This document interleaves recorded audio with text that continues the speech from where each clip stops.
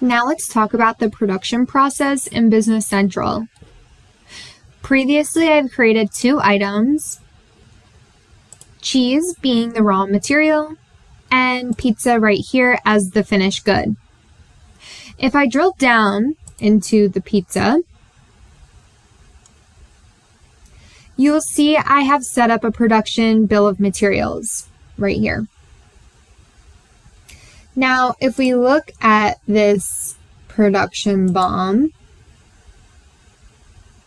we can see all of the items here needed to make our pizza being cheese. No, I'm not touching the routing or capacity for this example. Next, I'm going to global search for released production orders. I'm going to go to new at the top. I'm going to call it the pizza pie. And I'm going to fill out the item I actually want to make, which will be the pizza. From here, we could fill out the quantity, how much I need. I'm going to put 80.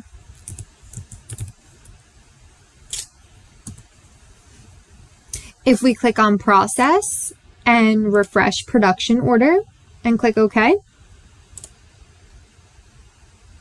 you can see this created the finished good line for 80 being the quantity. And now if we also drill down on the components by going to line and components, we can see the estimated quantity as 88 because there's 10% of scrap. So how do we get something out of this? We can get something out of this by going into the production journal. So if I back up out of here and go to line and then production journal, you can see the production journal appears. So I'm going to say in this case, we actually used 90 and the output quantity you could see is 80. So I'm going to go to posting and post this journal.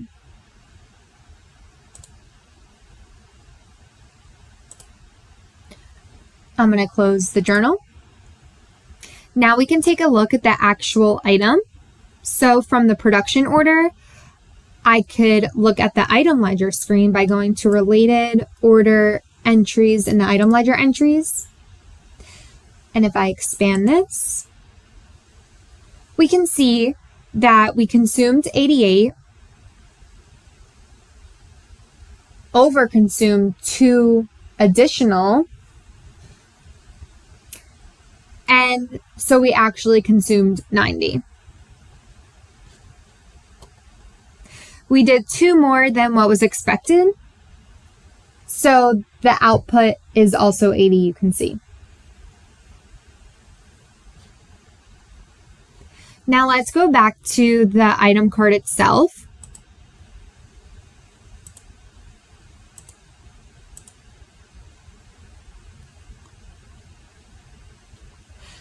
You can see that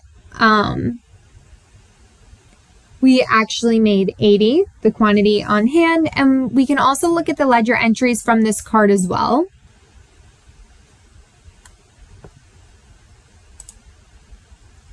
This is how we convert in the production process.